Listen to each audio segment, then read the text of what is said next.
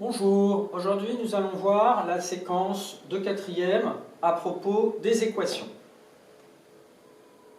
Au niveau des besoins dans les connaissances passées, il y en a très peu, ça va être uniquement ou quasiment uniquement revoir la notion d'expression littérale égale, comme par exemple la proposition en haut.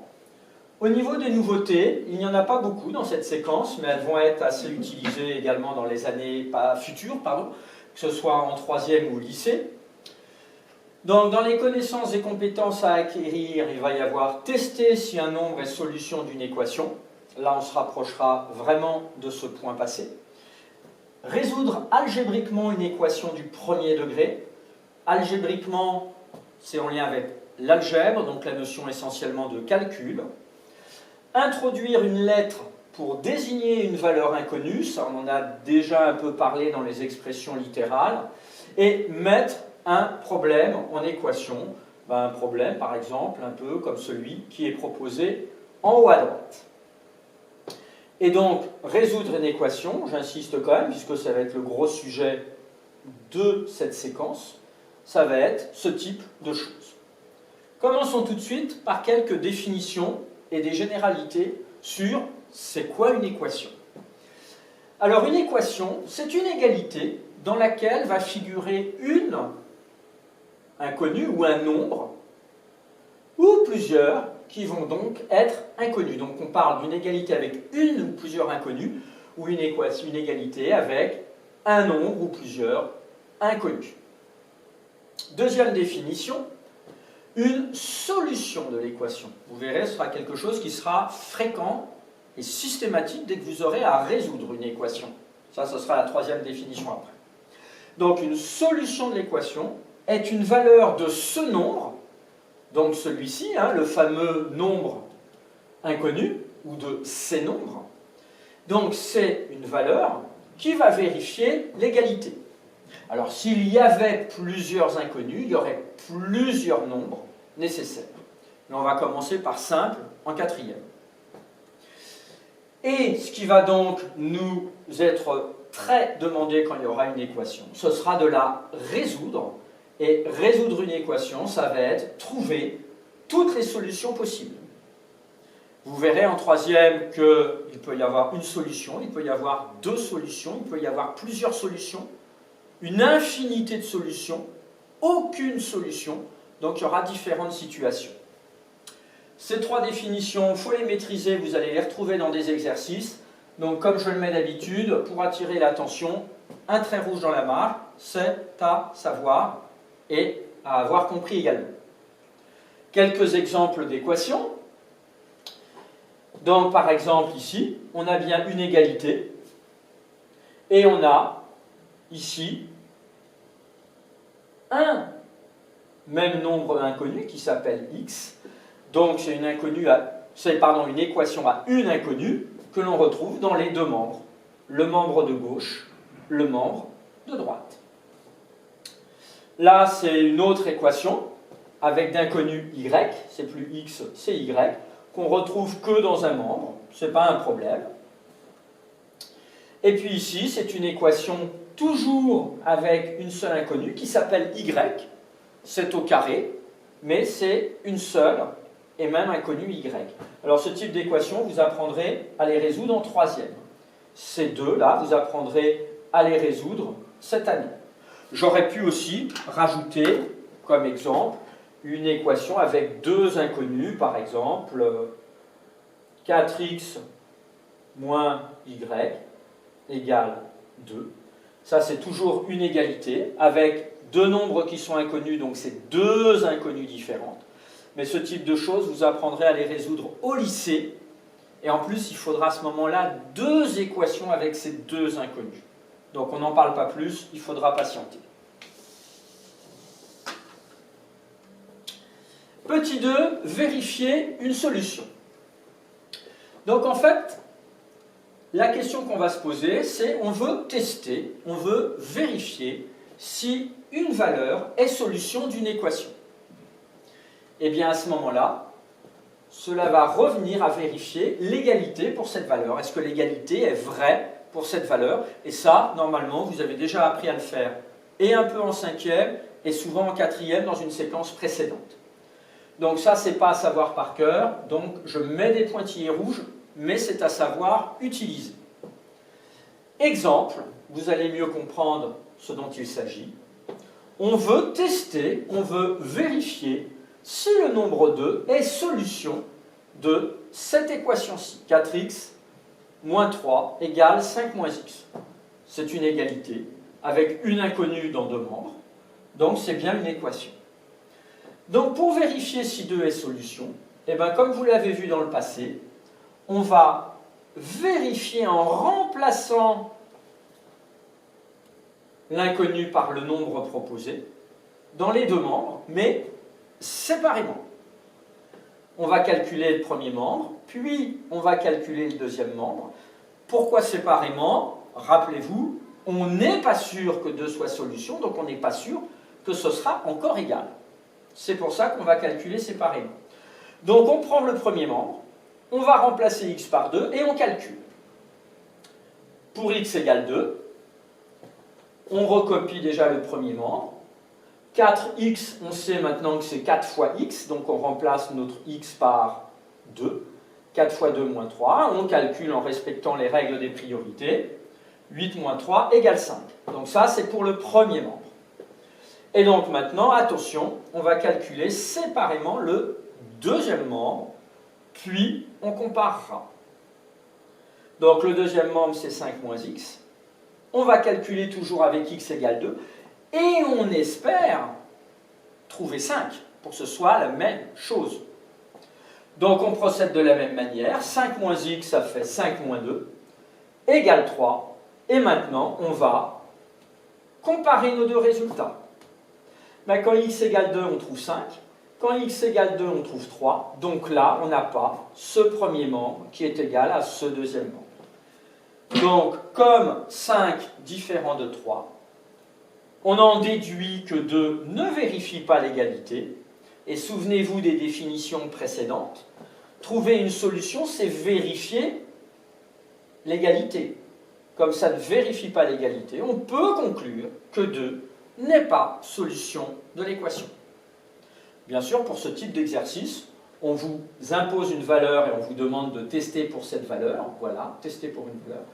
Soit on peut vous dire aussi, on vous donne une équation et tester pour une valeur de votre choix. Grand 2, ce qui va être le plus important, ça va être d'apprendre à résoudre une équation du premier degré.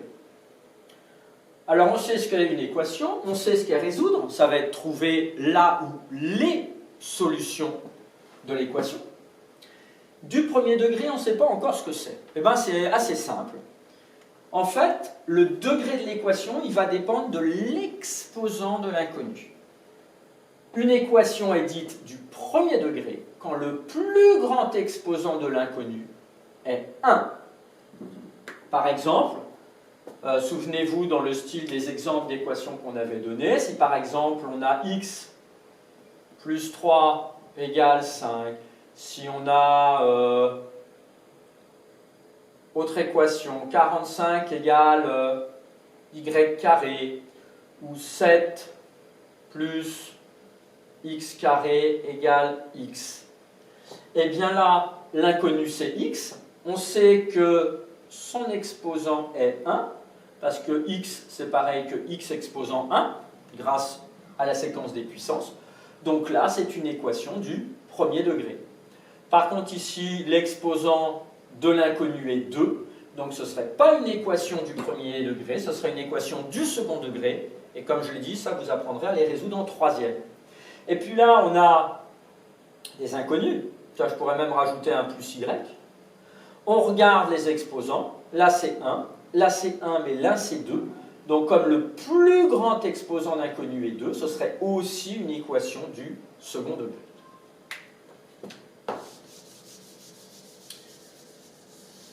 Alors cette année, on va s'intéresser aux équations du premier degré, et pour pouvoir les résoudre, il va y avoir deux propriétés essentielles qu'il va falloir absolument comprendre et mettre en pratique dès le début, sinon ça va vous pénaliser, vous allez être en difficulté, un peu en cette année, mais surtout en troisième et beaucoup plus au lycée. Alors, la première propriété admise, que l'on ne démontrera pas, dit, si on additionne ou on soustrait une même valeur aux deux membres d'une égalité, eh bien alors, on conserve l'égalité. On va traduire ça, cette phrase, par une expression davantage mathématique, en faisant un peu en lien avec la balance, ici à deux plateaux, donc deux plateaux, et les plateaux, ils sont à l'équilibre dans l'idéal. À ce moment-là, on va dire que la masse d'un plateau et la masse de l'autre plateau, elles sont les mêmes. On va dire qu'il y a égalité des masses sur chacun des plateaux. C'est à l'équilibre. Cette image, elle va nous aider. Si on se prend trois nombres A, B, C, ça veut dire que si A égale B, par exemple, si on met A dans ce plateau et B dans ce plateau, c'est à l'équilibre, puisque c'est égal. Eh bien, si on ajoute petit c dans chacun des deux plateaux, si on rajoute c à gauche et à droite, eh bien, ça reste égal, ça reste à l'équilibre. Donc ça, c'est avec l'addition. Et de même, avec la soustraction. Et vous allez voir, ça va être vraiment, vraiment, vraiment important pour commencer à résoudre des équations que l'on va voir juste après. Un trait rouge dans la marge, comme je l'ai mis ici, toujours pour se dire que ça doit être su parfaitement. On passe tout de suite à deux exemples. Premier exemple, voilà, on a bien une égalité ici, un nombre inconnu, donc on a une équation. Et on veut résoudre l'équation 5 plus x égale moins 22. Donc on veut trouver les valeurs de x pour que ce soit égal. Alors nous, on a 5 plus x, en fait, notre objectif, c'est d'avoir plus que x pour dire x vaut telle valeur. Donc, comment passer de 5 plus x à x dans une étape future? Eh bien, si on utilise la propriété qui a été vue juste ici, ou là, il va falloir piocher dans une de ces deux possibilités-là. Eh bien, on va appliquer la propriété précédente pour avoir l'inconnu seul. Donc on ne veut plus 5 plus x, on veut juste x dans un membre, dans notre membre ici de gauche.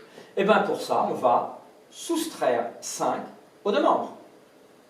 Si on enlève 5 ici, souvenez-vous, pour garder l'équilibre, si on enlève 5 ici, il faut aussi enlever 5 dans l'autre membre. Donc, vous voyez, je mets cette petite image pour garder ça en tête. On va soustraire 5 dans les deux membres. 5 moins 5, ça s'annule.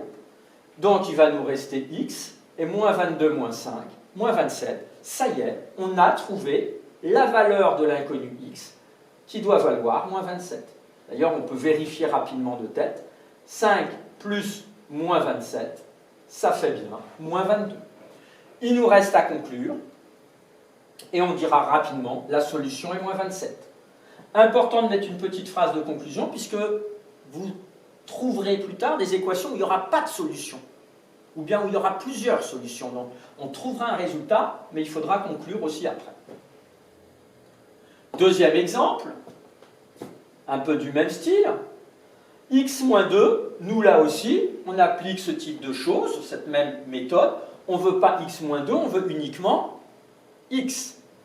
Donc on ne veut plus moins 2. Pour annuler moins 2, il va falloir, pour maintenir cet équilibre, il va falloir ajouter 2 dans les deux membres. Puisque, attention, il ne faut pas aller trop vite ici, à cause du moins 2. Moins 2 plus 2, il faut que ça s'annule. C'est parfait ici. Moins 2 plus 2, ça va faire 0, il va nous rester x. On fait la même chose pour conserver l'équilibre dans l'autre membre. Et donc ça nous fait x égale moins 8. Et puis on finit par la conclusion, la solution est moins 8. Après, on peut encore une fois vérifier de tête. Moins 8, on le remplace au niveau de x. Moins 8, moins 2, ça fait bien moins 10. On ne s'est pas trompé. Donc voilà déjà l'utilisation de la première propriété. Alors après, en s'entraînant, il faudra apprendre à travailler avec parfois des nombres à virgule, des nombres fractionnaires, mais ça se fera progressivement en classe. J'avais parlé d'une deuxième propriété, parce que là, on a vu pour ajouter ou soustraire. Mais vous pouvez peut-être vous douter qu'il va y avoir également dans le cas où on va multiplier ou diviser.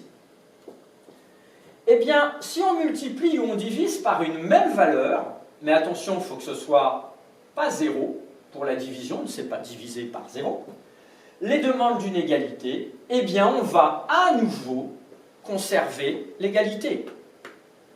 Si on a un équilibre ici et qu'on divise par 2, par exemple, dans ce plateau, eh ben, il faut aussi diviser par 2 dans l'autre plateau. J'espère que ce n'était pas trop coupé au tournage. Donc, on se prend trois nombres A, B et C différents de 0. À ce moment-là, si A égale B, eh ben, on a A fois C égale B fois C, et A divisé par C égale B divisé par C. Donc, deuxième propriété fondamentale en vue de cette année, de la troisième et du lycée. On va tout de suite les appliquer dans des exemples. C'est deux cas pour cette propriété.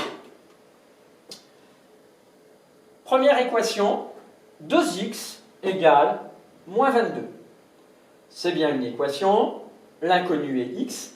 Moi, je ne cherche pas 2x, j'en veux un seul, puisque x, c'est comme si on avait un x. Donc, pour passer de 2x à x, ben, je n'ai pas le choix. Je vais, par exemple, diviser mes deux membres par 2. Là, je l'ai écrit comme ceci. Vous verrez un peu plus tard que j'aurais pu aussi le présenter avec le signe de la fraction, en divisant tout le membre et en divisant tout le membre comme ceci. Mon signe égal, je vais le corriger pour qu'il soit à la bonne hauteur. Donc ce sera davantage comme ça que vous ferez dans le futur. 2x divisé par 2 ou 2x sur 2, on peut simplifier par 2 ou se dire 2x divisé par 2, ça fait 1x, ou 1x, c'est aussi x, et moins 22 divisé par 2, ça fait moins 11, on a trouvé, et on peut conclure. Là encore, on peut vérifier, on a même souvent intérêt à vérifier de tête. Moins 11, si je le remplace dans x, 2x, c'est 2 fois x, et 2 fois moins 11, ça fait bien moins 22. Deuxième exemple, y sur 5 égale 8. Nous, ce n'est pas une fois de plus y sur 5 que l'on cherche, c'est y. Eh bien ici, on va donc multiplier les deux membres par 5. On conserve toujours notre équilibre en multipliant par un même nombre les deux membres. Là, ça va nous faire... Alors j'aurais pu, tiens, je vais rajouter une petite étape pour ceux qui auraient des problèmes. Là, ça nous ferait donc 5y sur 5 égale 40. Et 5 divisé par 5, ça fait 1. Donc il nous reste 1y ou y égale 40. Là encore, bon, on va mettre la conclusion après, je vais la mettre après. On peut vérifier, si on remplace le y ici par notre résultat, 40 divisé par 5, ça donne bien 8. Donc voilà, je rajoute la conclusion, je vais effacer pour que ce soit un peu plus lisible. Donc voilà, deux exemples où on utilise ce cas-là. On peut remarquer, vous l'avez peut-être déjà un peu fait pour la diapositive d'avant, que regardez, ici c'était 2 fois x. Eh bien on divise, quand c'est fois on divise, Et quand on divise, ici, eh bien du coup, on multiplie. Un peu le contraire, en quelque sorte. Je dis un peu. Alors, vous verrez aussi avec votre professeur que là, il y avait peut-être une autre méthode. On aurait pu multiplier les deux membres par 1/2. Mais ça, c'est quand vous aurez un peu plus l'habitude. C'est comme, là, on aurait pu diviser... Enfin, je ne vais pas vous embrouiller, on va s'arrêter là pour ces deux exemples. Là encore, il va falloir pratiquer pour acquérir tout doucement des automatismes avec votre cerveau. Autre exemple, 3/7 avec une fraction. Eh bien, dans le cas présent, toujours avec cette idée de garder l'égalité, de conserver l'égalité, on va multiplier les deux membres par l'inverse de 3/7. Si on multiplie par l'inverse, ça va donner 3 fois 7, 21, 7 fois 3, pardon, 21 et 3 fois 7, 21. Ça va donner 21 sur 21, et 21 divisé par 21, ça va donner 1 petit a. Donc il nous reste petit a, où on pouvait simplifier par 3 et simplifier par 7. Et ici, ça nous fait toujours, souvenez-vous, produit des numérateurs moins 35 divisé par 3. On n'oublie pas de conclure. Là encore, il va falloir pratiquer avec des fractions un petit peu dès la 4e. Autre exemple, pour finir, là on a des parenthèses. Eh bien, la première chose, ça va être de se débarrasser des parenthèses. Et pour ça, on sait faire, on va utiliser une des autres notions vues cette année, le développement. On va distribuer le 6 pour ne plus avoir les parenthèses. 6 fois 2, 12, 6 fois moins y, moins 6y. J'en profite pour rappeler, j'aurais pu le dire avant, que dans une équation, tous les signes égaux sont parfaitement disposés en colonne. Ensuite, on va vouloir regrouper, on avait dit, les y dans un même membre. Alors, on préfère avoir les inconnus, en général, dans le membre de gauche. Donc, il va falloir se débarrasser de ce moins 6y, dans ce membre-ci. Et ici, il va falloir se débarrasser du 3. Donc, on réutilise les propriétés. Pour l'instant, on a nos deux membres. J'ai préparé mon signe égal.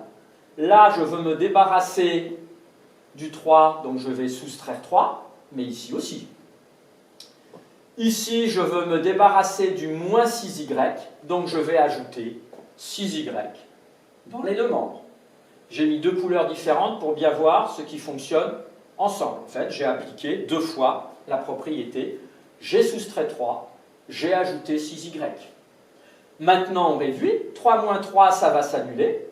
Il nous reste moins, il ne faut pas l'oublier, 4y plus 6y, ça fait 2y.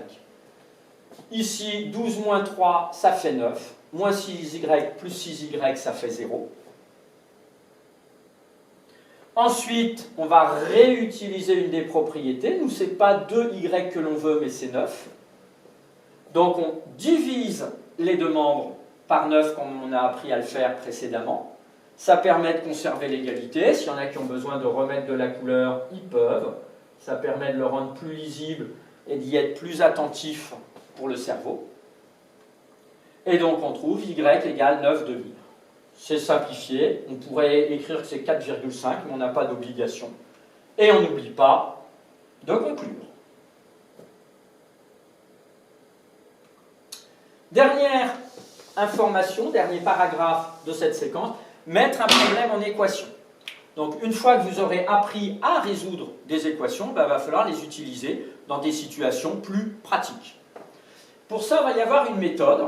Pour résoudre un exercice avec mise en équation, on va voir qu'il y a différentes étapes. Premièrement, il faudra nommer très clairement l'inconnu. Et on commencera la rédaction parce que j'ai écrit entre guillemets en vert, soit x ou bien soit y. Parfois, le nom de l'inconnu sera donné. Parfois, c'est vous qui choisirez. Là, quand je dis soit, ça veut dire que je le choisis. Soit x, par exemple, le prix d'un kilogramme de cerises. Ça dépendra de l'exercice. Puis, il faudra mettre le problème en équation. Il faudra l'écrire. Il faudra la créer. Elle ne sera en général pas donner l'équation. On écrira dans la rédaction. Mettons le problème en équation. Et vous écrirez ici l'équation à partir de l'énoncé. Donc ça, c'est les grosses nouveautés. Puis, une fois qu'on a l'équation, vous l'avez compris, il faudra résoudre l'équation. Donc vous écrivrez « résolvons », puis vous résoudrez l'équation en utilisant les deux propriétés, sans aller trop vite.